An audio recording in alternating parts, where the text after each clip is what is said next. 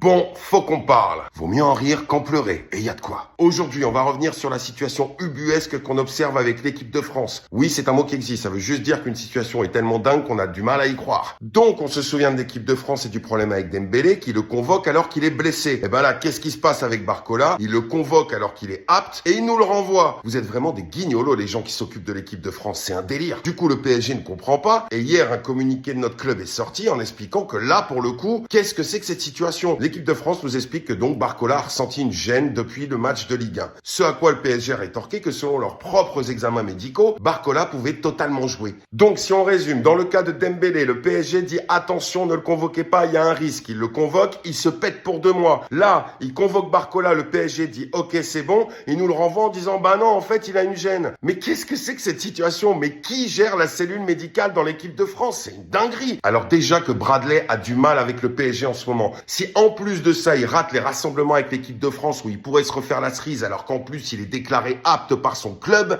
alors pour la pression exercée par Paris sur eux, à la limite on pourrait être content. Mais quand même, on observe des situations qui sont incroyables. En tout cas, au-delà des rires que ça a pu nous provoquer, nous, à la limite, qu'un joueur soit en moins à l'équipe de France et qu'il y ait donc un risque de blessure en moins, tant mieux. Le seul truc, c'est que j'aimerais savoir qu'est-ce que c'est que cette blessure que Bradley a ressentie. Parce que là, ok, il y a la trêve, donc du coup, Paris, on revient que dans 15 jours pour nos échéances. J'ai bon espoir qu'entre-temps, on en récupère certains. Mais quand même, le petit Bradley, faites attention à lui. C'est quand même un joyau, malgré le fait qu'il soit dans le dur. D'ailleurs, on viendra dans une vidéo demain sur les problèmes du PSG actuellement qu'on peut régler. Barcola, c'est un putain de joueur et il nous a fait des dingueries au club. Donc, il faut le respecter. L'équipe de France, respectez-le aussi. Que le PSG et l'équipe de France soient en guerre actuellement, c'est normal. Mais la finalité, c'est qu'on espère que nos joueurs soient aptes pour nos échéances. Parce que l'équipe de France, les vraies échéances, c'est pas tout de suite. Sur ce, Parisiens, Parisiennes, restons confiants. Partagez, likez, abonnez-vous comme d'habitude. Forza Paris et Forza Bradley.